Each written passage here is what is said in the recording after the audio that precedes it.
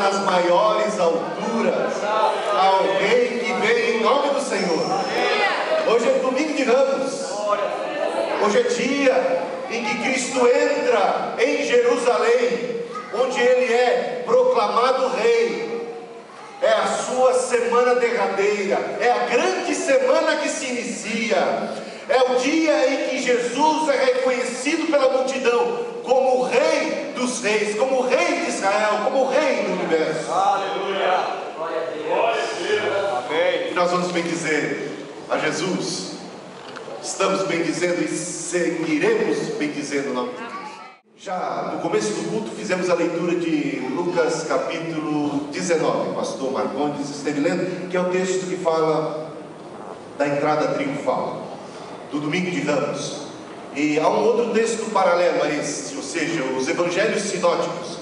Eles contam a mesma história e um conta determinado detalhe, outro conta outro tipo de detalhe, de modo que os textos se complementam e aí temos uma riqueza de detalhes. E por isso vamos ler Mateus capítulo 21.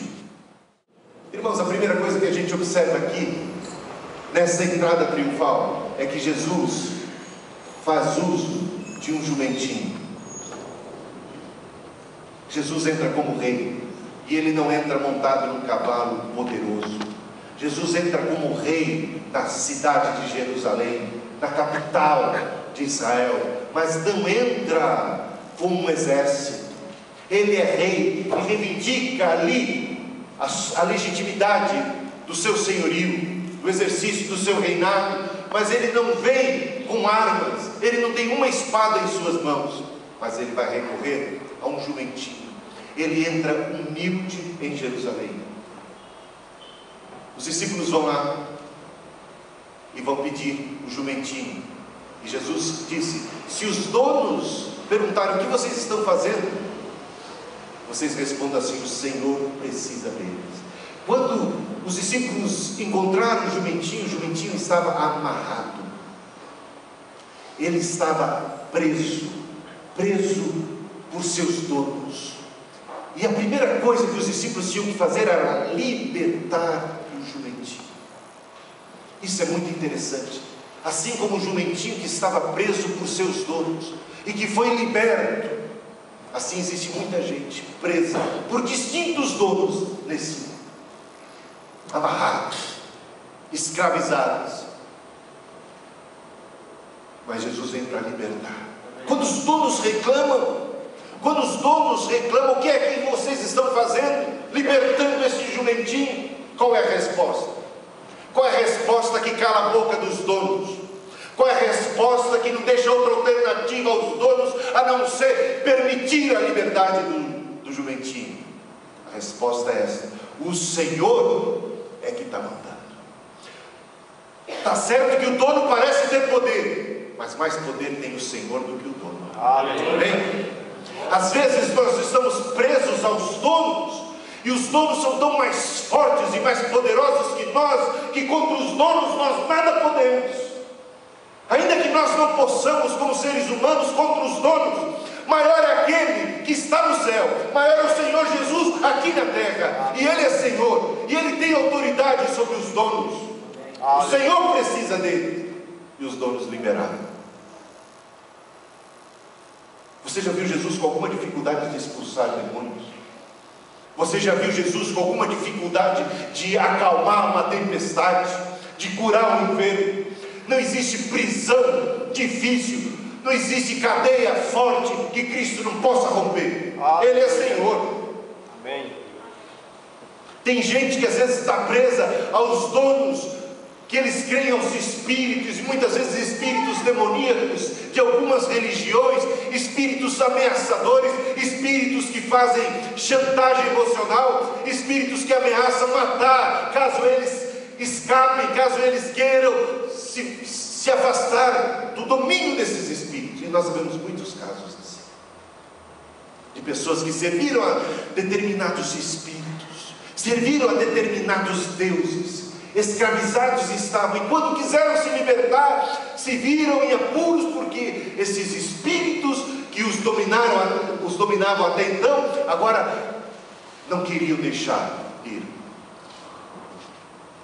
Mas sabe de uma coisa? Quando é o Senhor que chama, quando é o Senhor que está mandando, a gente não tem que ter medo de dor nenhuma. Amém? Que coisa boa. E que libertação. E uma libertação não para causa alguma. Não é livre apenas para ser livre. É livre agora para ser encaminhado. Deus tem um propósito na vida daquele jumentinho. Deus tem um plano para ele. E um plano de glória. Um plano maravilhoso. E é muito curioso que esse jumentinho vai partilhar provavelmente do momento mais auspicioso, de maior exultação, de maior aclamação em torno do nome de Cristo que houve aqui na terra, que é o momento da sua entrada triunfal. Esse jumentinho vai ser veículo, esse jumentinho vai participar, vai estar com Cristo nessa sua entrada triunfal. E uma das coisas que a gente observa aqui nesse texto também é que Cristo, esse nosso Deus libertador, esse verdadeiro e legítimo rei, quando ele faz uso desse jumentinho, ele não provoca nenhuma dor a ele. Nunca ninguém jamais tinha montado num jumento. Você sabe que cavalos, jumentos que ainda não foram domados, eles são arredios, eles costumam dar muito trabalho. É preciso gente muito experiente, que possa ter um processo para domar, para amansar, quando se monta pela primeira vez no animal. Repare que Cristo não teve dificuldade nenhuma.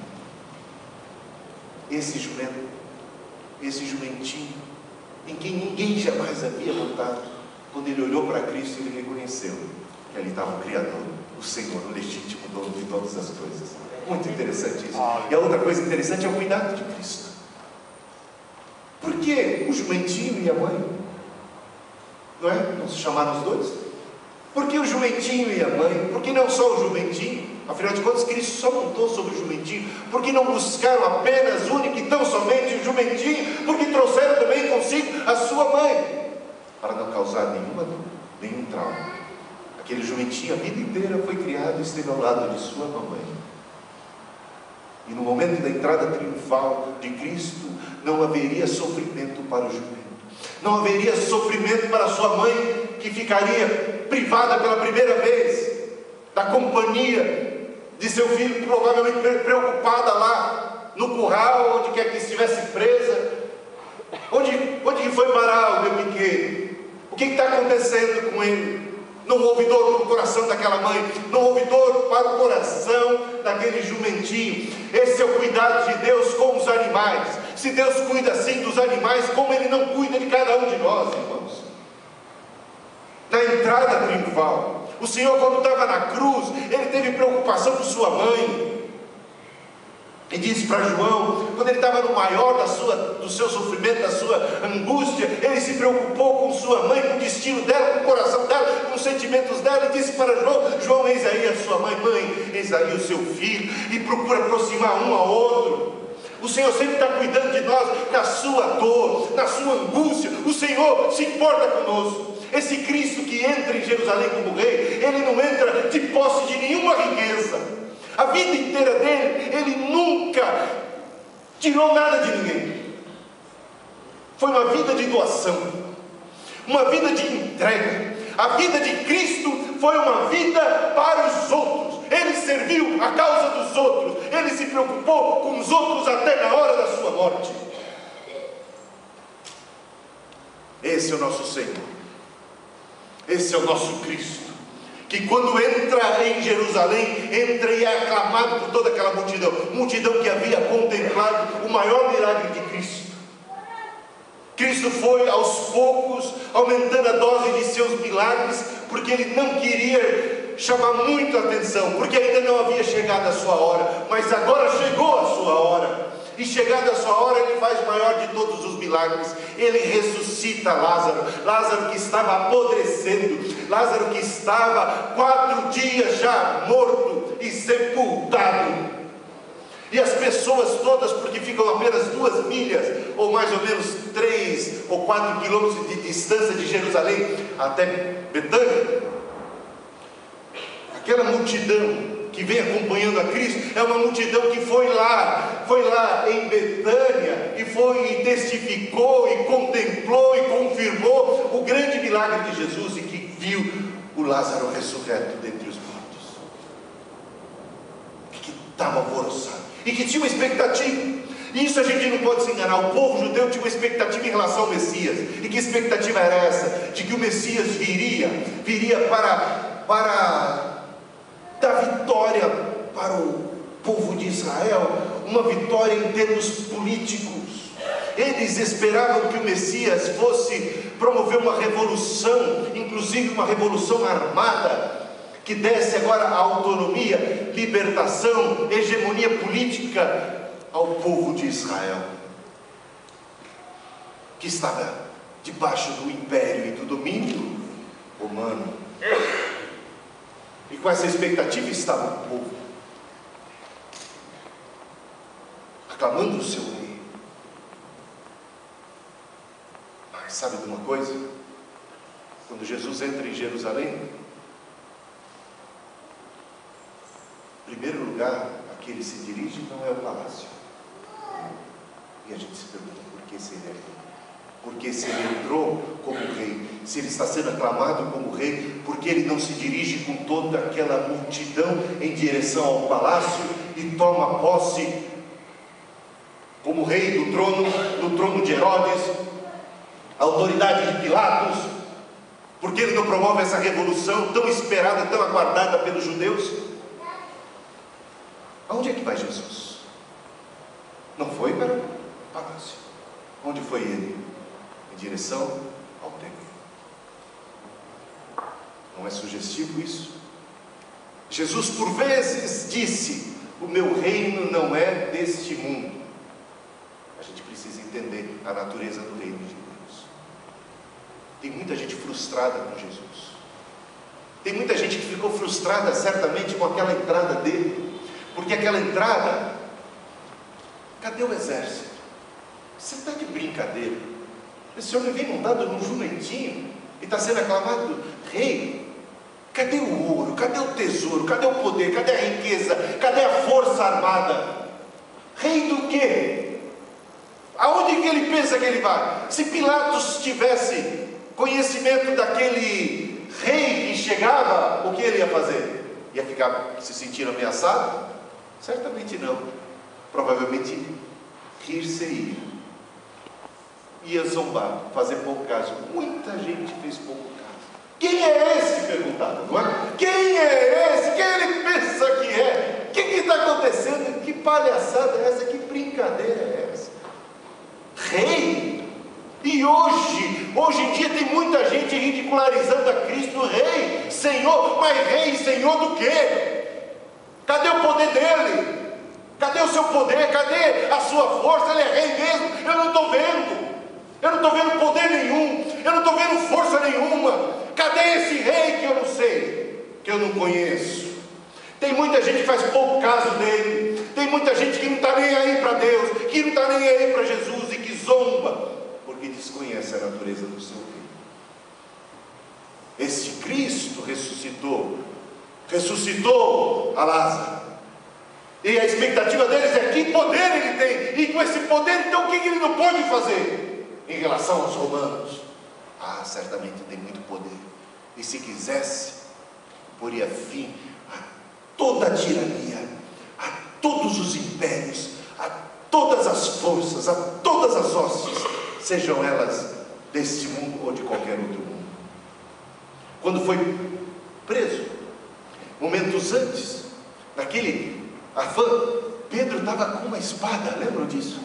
Pedro estava com uma espada. E porque Pedro estava armado, porque o próprio Pedro, discípulo de Jesus, tinha uma concepção estranha e diferente de reino de Deus. Ele estava pronto para a luta. E ele vai e corta, tentando cortar a cabeça de alguém, ele corta a orelha do mal. Quando Cristo vai ser preso, ele toma a espada, e ele está esperando: eu já vou e Cristo vem comigo. E ele acalmou a tempestade, ele ressuscitou o morto, transformou água em vinho, ele é poderoso, e ele vai se unir e vai manifestar o seu poder, e não vai ter para ninguém. E qual não é a frustração e a tristeza de Pedro, que o leva na sequência a negar a Jesus 3 vezes? Porque confuso ficou quando Jesus o repreende e diz: Pedro, abaixa essa arma, Pedro. Você não sabe que se eu quisesse, eu convocaria uma legião de anjos para me defender. Diante de Pilatos ele disse coisa semelhante. Pilatos disse assim: por que você não se defende diante de mim? Você não sabe que eu tenho autoridade para te condenar e para te libertar? Fala palavras que eu te ajudo, me diz alguma coisa em teu benefício, que eu, quem sabe, eu te liberte. E Jesus responde a ele: você só tem autoridade porque do céu te é dado. Você não teria nenhuma autoridade sobre mim se do céu não te fosse dado. Ninguém tira a minha vida, disse Jesus, eu a dou voluntariamente. Essa é uma coisa interessante, que ele tinha poder, se quisesse, para subjugar os reinos, os impérios e os exércitos, mas não fez uso deste poder, não caminhou na direção do palácio, vai para o templo, porque o seu reino, acima de tudo, é um reino espiritual. Agora, quando a gente pensa em reino espiritual, não pense que ele fica apenas na esfera do espiritual. Ele é espiritual, abrange o espiritual, começa com o espiritual, e a partir daí ele alcança a sociedade. O reino de Deus, como disse Jesus, é como um grão de mostarda. Um grão de mostarda, menor de todas as sementes. Um grão de mostarda, uma vez plantado, é alguma coisa insignificante. Isso é reino. Ele reina eles. E ele não vem abrupto, ele não vem como uma revolução, de uma hora para outra se estabelece.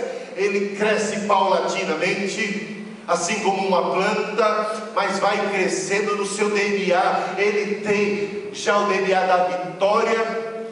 Tudo que o Império Romano fez para acabar com o cristianismo, tudo que fizeram para acabar com os apóstolos, para acabar com a Bíblia, para acabar com os cristãos, e jamais conseguiram êxito. O cristianismo tem uma força extraordinária. Eu digo verdadeiro e legítimo cristianismo, porque no meio do cristianismo, as próprias parábolas do reino indicam, há muito joio no meio do trigo. O reino de Deus é como alguém que plantou o trigo, mas à noite veio o inimigo e plantou o joio. Essa coisa paradoxal, isso do inimigo, isso do joio no meio do trigo, essa é o que se vê na igreja. Quanto escândalo, quanta coisa, mas ainda existem os verdadeiros, os remanescentes, os legítimos e autênticos filhos de Deus. Esses têm uma missão aqui na terra. Ele vai para o templo e a primeira coisa que ele faz é purificar e exerce a sua autoridade dentro do templo.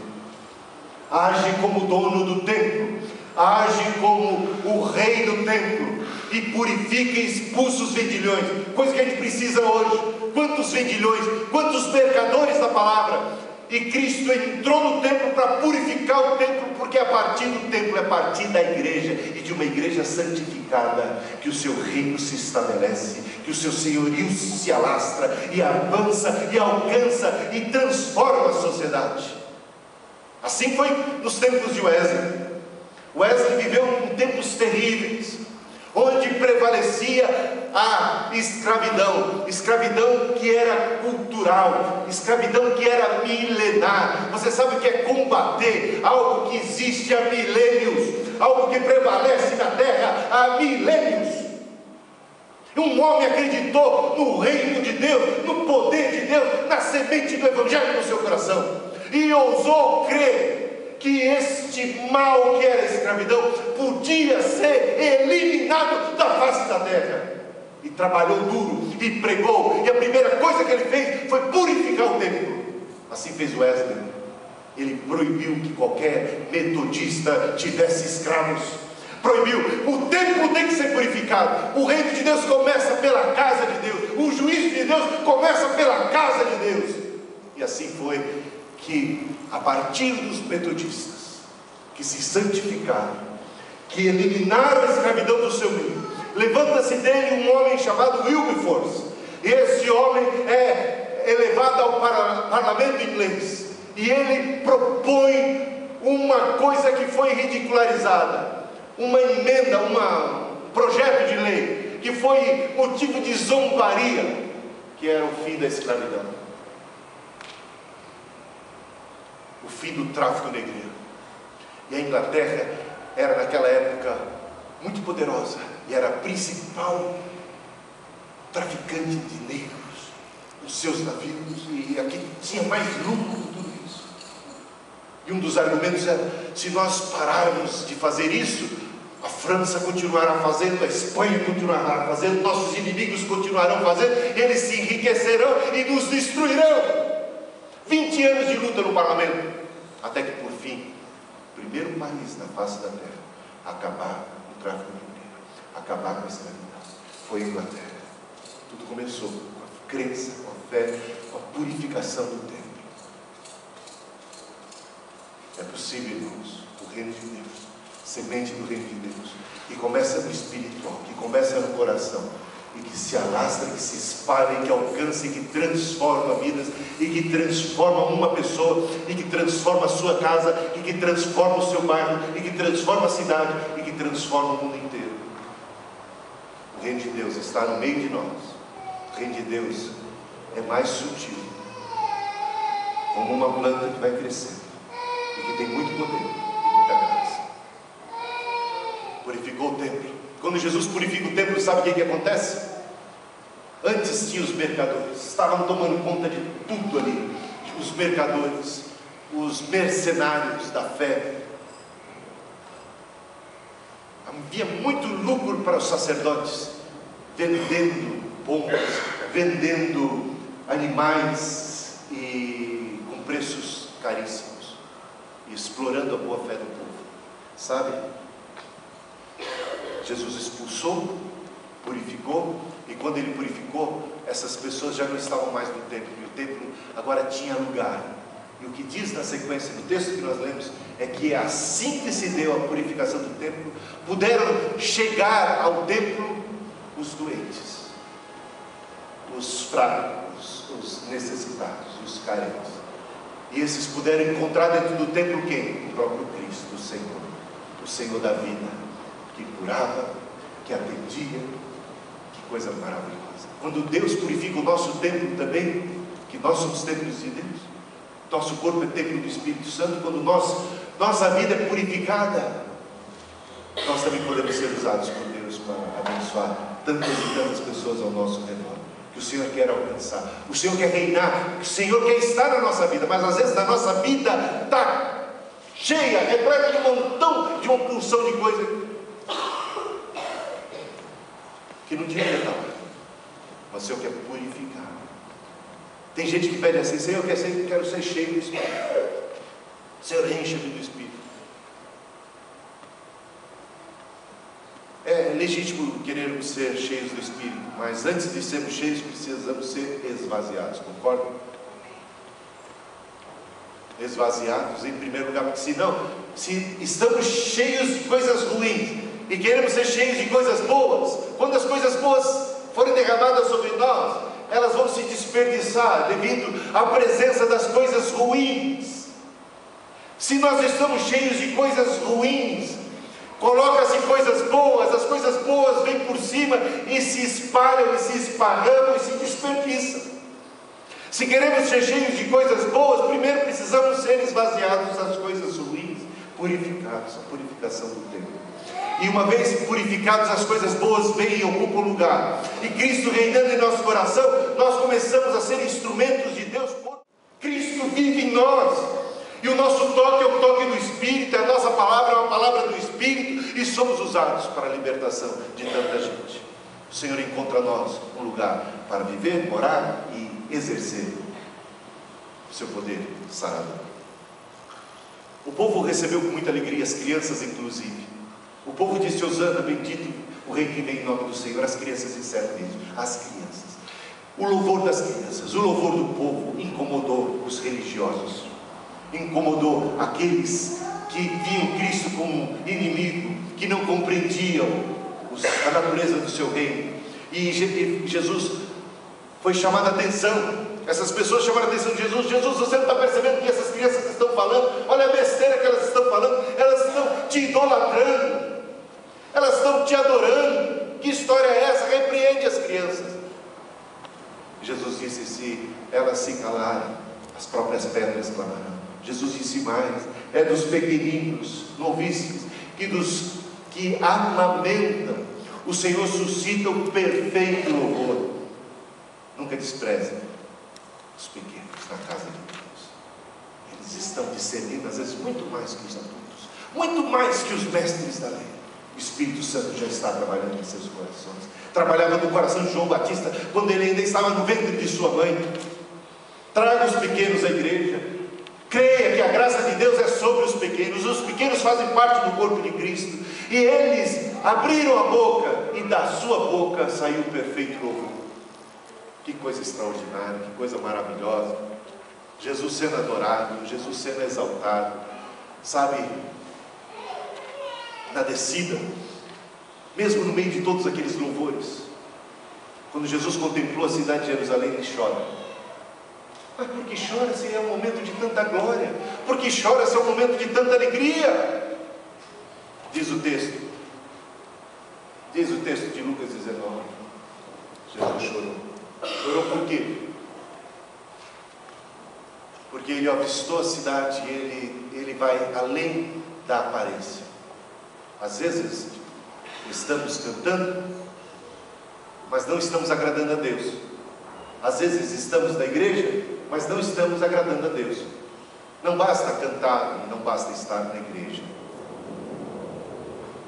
Deus vê os corações. Deus olhou aquela cidade e Ele não se deixou iludir por uma aclamação que Ele percebeu que não era generalizada, não era de todos. Não sendo de todos, ele sentiu que seria de fato rejeitado. Ele não teve ilusão. Mais adiante, isso acontece no domingo, que é o início da semana maior, ou da semana santa, como queira chamar. É o domingo de Ramos, é aclamado o rei. Mas ele chora sobre Jerusalém porque ele já antecipa a sexta-feira que está para chegar. E naquela sexta-feira haverá uma multidão gritando: crucificam, crucificam e crucificam. Tanta gente. Vai ter um Pilatos lavando as mãos. Tanta gente lava as mãos em relação a isso. Quando o Senhor encontra, ele é a favor, muito pelo contrário.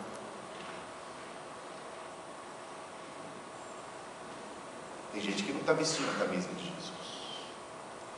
Mas também não sou do contra. Gosto, tenho simpatia. Mas na hora do vamos ver, na hora que está em xeque o seu prestígio político, aí vamos ver para que lado você pende. Tem gente que lava as mãos como fez em Carlos. E tem uma multidão que grita: crucifica, que o rejeita. E ele chora sobre Jerusalém.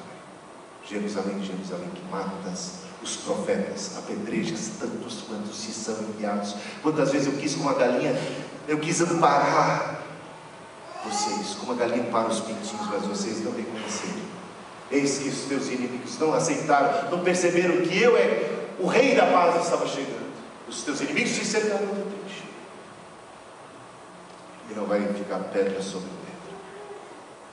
Quando a gente rejeita a paz, quando a gente rejeita o Senhor da vida, a gente se sujeita à morte, a gente se sujeita à guerra, a gente fica sem um Salvador, a gente fica por nossa conta e risco, e nós estamos expostos a toda espécie de perigos, e a maldição se abate sobre nós, porque recusamos a bênção, porque recusamos o Salvador, porque recusamos o Senhor.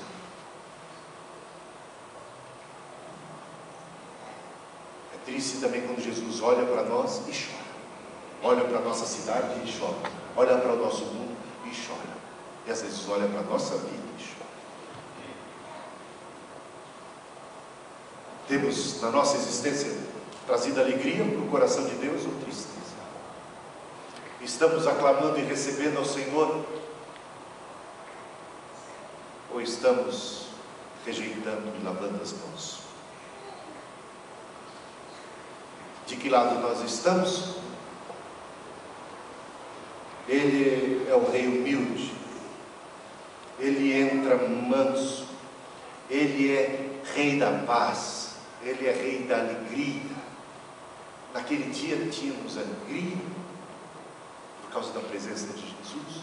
Naquele dia tínhamos um rei que entrava manso, nenhuma gota de sangue foi derramada, não houve violência. Quando os reis costumavam entrar, quando eles conquistavam determinada cidade, não havia paz verdadeira, não havia alegria verdadeira. Sabe por quê? Porque ainda que uma multidão era obrigada a receber agora o novo rei que se impunha pela força, essa multidão estava com o coração ferido, porque haviam perdido entes queridos na batalha, porque estavam agora subjugados, porque esse rei havia se imposto sobre eles pela força, pelo poder das armas. Mas com Cristo nada disso aconteceu. Esse rei, e ainda hoje é assim, vem a nós e aqui entra neste lugar, humilde e manso, pode ser rejeitado por quem quer que seja.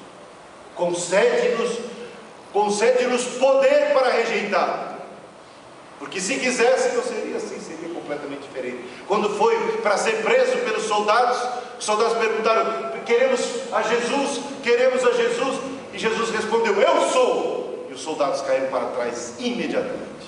Aí depois se levantaram meio sem jeito, sem saber o que estava acontecendo. Mostra que Cristo se entregou para eles.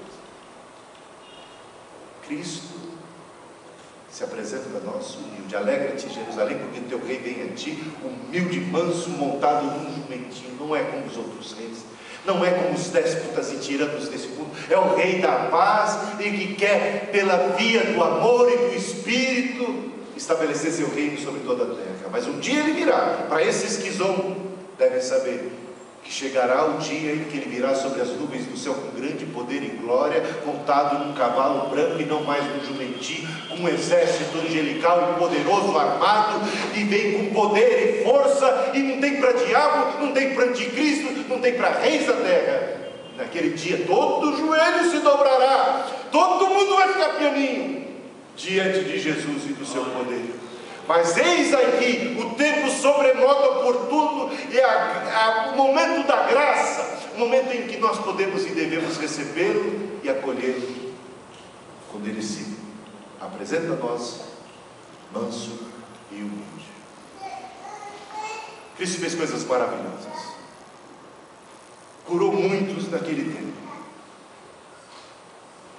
foi exaltado, libertou um jumentinho, deu um caminho para ele de glória.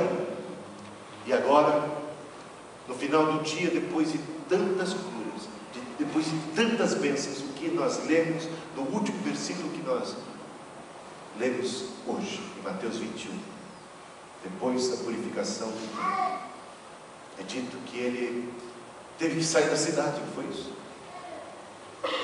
Quando ele quis descansar, ele teve que sair da cidade, muito provavelmente foi para a casa de Lázaro, para a casa de Maria, para a casa de Marta, porque lá na casa de Maria, Marta e Lázaro, Jesus tinha descanso. Em Jerusalém, ele só tinha trabalho.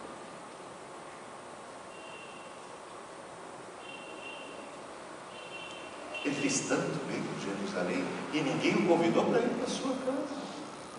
Ô Jesus, você vai me faz esquecer que o Senhor durma hoje na minha casa. O Senhor me abençoou, eu quero que o Senhor more na minha casa, eu quero que o Senhor more na minha vida, eu quero que o Senhor esteja comigo. Tantas maravilhas fez o Senhor. E agora, ele não encontrou em Jerusalém um lugar de descanso. E eu pergunto para você, é a tua vida, é a tua casa um lugar de descanso para Deus? É a tua casa comparada à casa de Lázaro, à casa de Maria e de Marta? Ou é a tua casa comparada às casas de Jerusalém? O Senhor encontra no teu lar, encontra no teu coração, Ele encontra descanso ou Ele só encontra trabalho? Não tem problema que Ele encontre uma vez trabalho na tua vida. O Senhor não tem medo de trabalho, o Senhor encara o trabalho, mas Ele liberta o jumento, Ele liberta a gente, Ele liberta as pessoas, Ele abençoa, Ele trabalha em nosso favor. Mas até quando nós só vamos estar dando trabalho para Deus? Quando vai ser que vai chegar o tempo da gente dar para Deus descanso, para Deus amizade, companhia? Eis aqui, Senhor, um amigo teu, eis aqui, Senhor, uma pessoa fiel, leal a Ti. Não apenas alguém que passa pela vida dando trabalho, mas alguém que aprendeu a te amar e deixar que o Senhor reine e seja Senhor, e quero que o Senhor seja amigo, e quero que o Senhor encontre no meu coração paz, que o Senhor descanse na minha vida, que o Senhor encontre em mim um parceiro, um amigo, um companheiro de jornada. Conta comigo, Jesus, conta comigo, Jesus, conta comigo, Jesus. Em Jerusalém ele não pôde contar, não teve descanso, e aquela turma ainda no momento seguinte vai gritar: crucifica. Vamos ter um momento de oração? Coloquemos em pé, curvemos a nossa cabeça e vamos orar ao Senhor.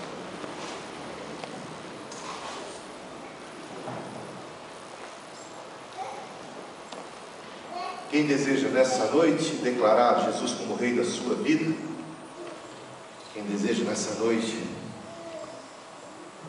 experimentar a libertação e o socorro do Senhor, quem deseja glorificá-lo, quem deseja nessa noite não ser motivo de choro para Deus, quem deseja nessa noite ser purificado, quem deseja nessa noite também ser usado por Deus, e quem deseja nessa noite que sua vida, sua casa seja também um lugar de descanso para o Senhor, pode se aproximar. Nós vamos cantar, louvar, bem dizer, e ter um momento de muita oração. O Senhor que acalma a tempestade, o Senhor que ressuscita os mortos, o Senhor que é o Rei da vida, Criador de tudo que há. Bendito seja o teu nome. E hoje gritamos, e hoje aclamamos o Senhor como Rei. Hosana, bendito Rei que vem em nome do Senhor.